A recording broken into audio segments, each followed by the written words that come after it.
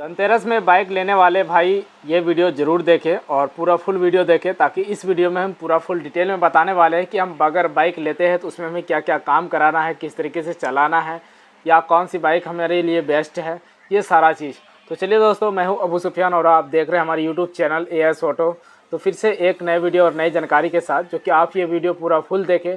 कितना भाई हमारे धनतेरस में बहुत सारा बाइक लिए हुए हैं, जो कि कोई होंडा का बाइक लिया है, कोई बजाज का लिया है, कोई यामा का लिया है, कोई टीवीएस में लिया है। यानी कि हर एक जिसको जिस तरीके से पसंद आता है वो उस तरीके से बाइक खरीदते हैं। तो क्या हमने कोई सा भी अगर बाइक ख़रीदा है तो आप ज़रूर हमें कमेंट करके बताएं कि हमने कौन सा बाइक लिया है और उसे हमें किस तरीके से उसकी मेंटेनेंस करना है। तो मैं एक बाइक मैकेनिक हूँ, बाइक से रिलेटेड पूरा फुल जानकारी देते रहता हूँ कि किस तरीके से बाइक के अंदर हमें क्या क्या काम कराना है और कब कब हमें अपनी इंजन के अंदर क्या क्या काम करना है, कौन सी पार्ट्स को हमें कब चेंज करना है, ये सारा जानकारी देता हूँ। जिसके ज़रिए से मैं पूरा फुल इंजन फिटिंग वीडियो दिखाता हूँ, किस तरीके से आप इंजन को फिट कर सकते हैं।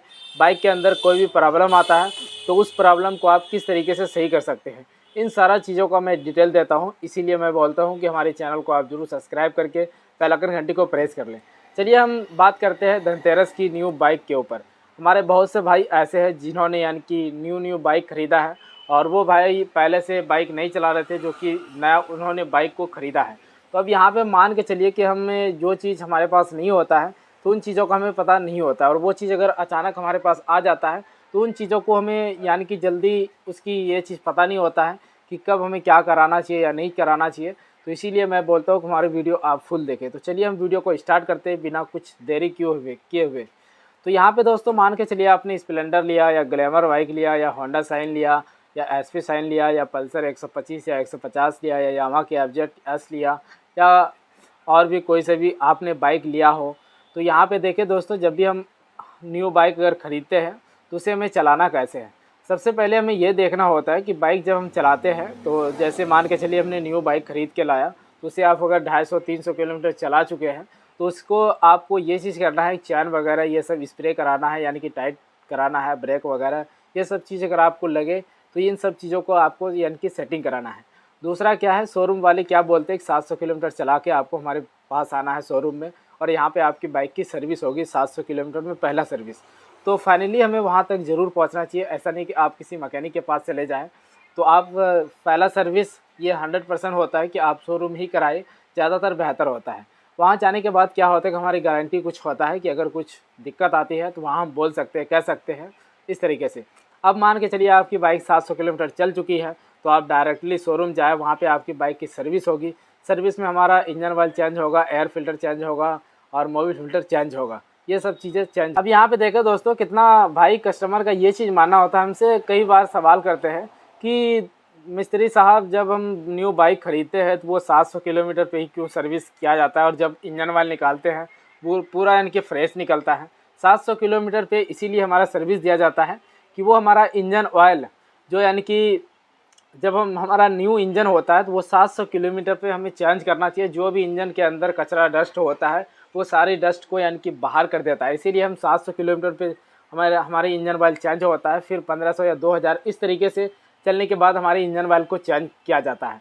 तो टाइम टू टाइम अगर आपको इंजन को बचा के रखना है, चाहे वो कोई सी कंपनी की भी बाइक हो, तो आपको यानी कि इंजन की जो इंजन ऑयल होता है उन चीज़ों को आपको टाइम टू टाइम चेंज कराना होगा। अगर हम टाइम टू टाइम चेंज नहीं कराते हैं तो इंजन ऑयल पूरा ब्लैक होगा, ज़्यादा चलेगा। जब ज़्यादा रगड़ाव पड़ेगा इंजन ऑयल पे तो उसके ज़रिए से आपकी क्लच प्लेट ख़राब हो सकती है, बाइक की पिकअप डाउन हो सकती है, इंजन किससे हमारी नॉइस प्रॉब्लम आ सकती है, यानी कि इंजन से झरझराहट जैसा साउंड आ सकता है।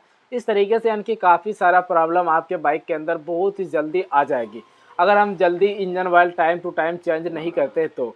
और अगर time to time engine oil अगर हम चेंज करते हैं तो हमारी बाइक के अंदर एक तो क्लच प्लेट होता है, इसकी लाइफ बहुत ही ज़्यादा रहेगी। दूसरा हमारा टाइमिंग चेन हो गया, इसकी भी लाइफ ज़्यादा रहेगी। कैम हो गया, रॉकर हो गया, यानी कि इंजन के अंदर जितने भी पार्ट्स होता है उन सभी पार्ट्सों की लाइफ बहुत ही ज़्यादा रहता है अगर इंजन ऑयल हम टाइम टू टाइम चेंज करते हैं तो। अब यहाँ पे कितना भाई का ये भी सवाल होता है कि हम कितना पे आखिर इंजन ऑयल चेंज करें। तो मेरा जहाँ तक मानना है कि आप 1800 से लेके 2000 तक में आप इंजन ऑयल चेंज कर दें, चाहे आप कितना भी महंगा इंजन ऑयल क्यों ना डालें। इस तरीके से 2000 किलोमीटर पे आपको चेंज करना है। अब यहाँ पे दूसरा क्या प्रॉब्लम है कि जब हम बाइक लेते हैं तो कितना भाई ये भी कर देते हैं कि एक बार हमने एक मरतबा देखा एक भाई को कि हमारे पास अभी हमने हालांकि शॉर्ट वीडियो बना के डाला है। उन्होंने स्प्लेंडर गाड़ी लिया था और तकरीबन उन्होंने 3500 या 4000 इस तरीके से किलोमीटर चलाया। जब शोरूम से उन्होंने बाइक निकाल के लाया तो 3500 4000 किलोमीटर चला के फिर वो मेरे पास आया था। हमने पूछा कि यार इतना मोबिल गंदा कैसे हो गया? बोला जब से हमने शोरूम से बाइक निकाल के लाया है फिर से हमने शोरूम ले के गया ही नहीं इसको। तो भाई हमने सोचा कि 4000 हमारी बाइक चल चुकी है, अब हमें इंजन ऑयल चेंज करा लेना चाहिए। तो वही वो आया था हमारे पास। फिर हमने उसे बताया कि इस तरीके से नहीं करना है, जब भी आपको इंजन ऑयल चेंज करना है वो 1800 से 2000 तक में। तो इस तरीके से दोस्तों अगर हम गलती करते हैं तो हमारी क्या होता है कि इंजन के अंदर जितने भी पार्ट्स होता है उन सभी पार्ट्सों की एज घटता है, यानी कि जल्दी ख़राब होता है। अब यहाँ पे देखें कितना भाई क्या करते हैं, न्यू बाइक जब लेके आते हैं वो 3 से 4 लोडिंग तक अपनी बाइक पे बैठा के गाँव मोहल्ले में इधर उधर पूरा यानी कि घूमते हैं अपना, यानी कि इधर उधर ये वो खुशी से।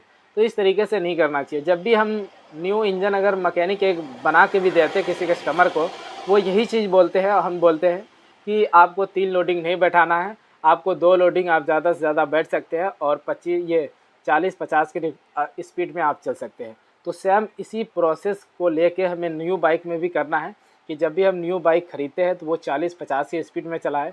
4 लोडिंग 3 लोडिंग हमें नहीं बैठाना है, 2 लोडिंग बैठाना है। जब हमारा फर्स्ट सर्विस होता है तो उसके बाद आप 3 लोडिंग बैठा सकते हैं, फिर आप 60-70-80 इस तरीके से रफ्तार चल सकते हैं। पर जितने भी दोस्तों हम 16 रफ्तार में चलते हैं उतना हमारे इंजन सेफ़ होता है और हमारे शरीर की भी बचाव होता है इस तरीके से। तो चलिए, इस तरीके से कोई भी कंपनी की आप बाइक लेते हैं तो आपको इस तरीके से मेंटेनेंस रखना है।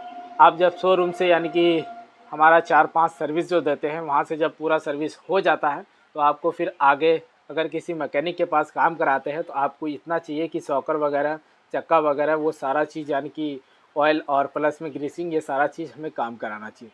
और भी आपको अगर कुछ जानकारी चाहिए तो आप ज़रूर कमेंट करें। और आपने दोस्तों कौन कौन सी बाइक ख़रीदी है आप में ये चीज़ ज़रूर कमेंट करें और बधाई ज़रूर दें।